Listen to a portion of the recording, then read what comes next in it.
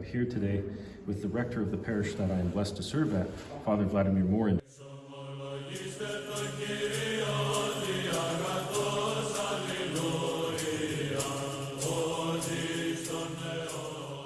Hello everyone and God bless. This is Father Mikhail and I'm here today with the rector of the parish that I am blessed to serve at, Father Vladimir, who has been my mentor for the past few years and has helped me in my journey to the priesthood.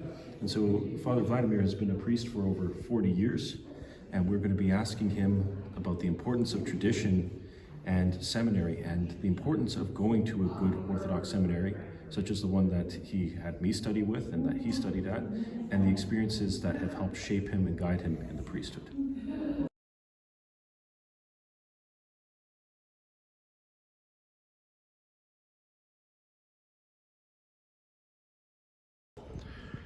The thing is, it's interesting because it's a calling. It has to come from above. On my first trip to visiting Jordanville, the Holy Trinity Monastery, I just felt it. I was just moved by the Spirit. And it's fantastic because it's something you can't explain in words. And it's not anything you can write in a book. It's something you feel in your heart, and it's a definite calling from God. And the whole thing is to pursue that calling. Is not to ignore it, but to nurture it in your heart, and then to follow His calling by fulfilling it in any way that you can. You don't necessarily have to be a priest, but you can be in the church. There's so many things to do in the church, the services. It's so important. We need good choir directors. We need good choir members. We need readers. We need statisti or elders of the parish. The parishes need so much dedicated people that maybe you can feel the calling of a priesthood where you just want to serve God in the highest, or you can feel to serve God, but you can be a deacon, or you can be a statista, or a head sister, or a treasurer, or a choir director, like I said, and that's a beautiful thing. Well, the true faith, this Orthodoxy, is built upon not only Holy Scripture, but Holy Tradition. And Holy Tradition is equal and as important as Holy Scripture.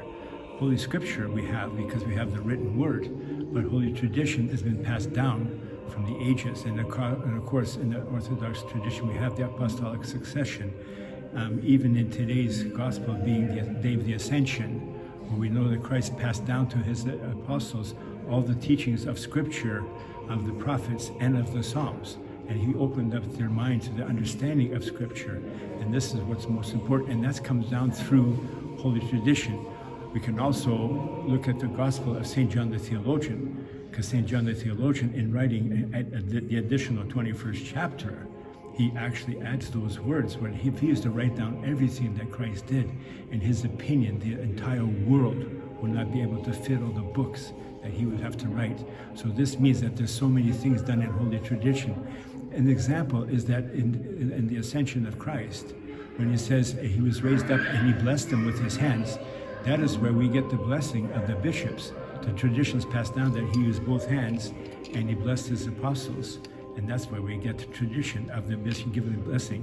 What's also interesting, in that tradition that we have, he blessed the apostles and his hands never stopped blessing. He ascended and they kept on going. So his blessing is poured out upon the face of the whole world, as it says. He has called all nations to Christianity, all nations to follow God. And these are traditions. We have a little bit in the Scripture, but we have so much more into tradition. So you cannot exclude tradition. It's something that's so important, and it's something that's so essential to understanding your faith, and it's something that the sectarians have thrown out, which is really makes it sad, because you've lost that link. We talk about families where we have, what do we look at? We look at our grandfathers and the traditions they pass down to the fathers and to the children. That's all the more so in their church, and that's the beauty of having apostolic succession, of having all the holy great saints of all the centuries through the ages up to 2023. So it's beautiful, and that's very, very important.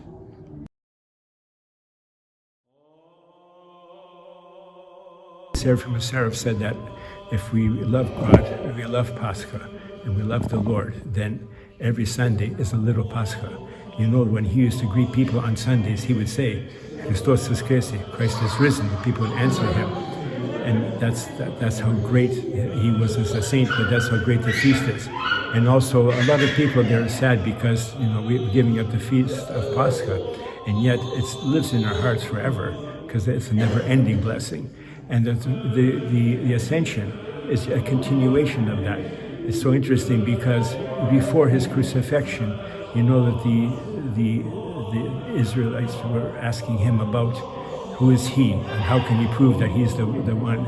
And he told them that if you cannot believe me coming, then how will you believe me if I ascend to back where I was? And this is what he did. He ascended as God in the fullness of his glory, because throughout his mission on the earth, he was humble. He showed humility, and he was the teacher, and he was God and the God-man in one. And yet here he's glorified in the fullness of his glory as the Son of Man, the Son of God, ascending to the right hand of the Father.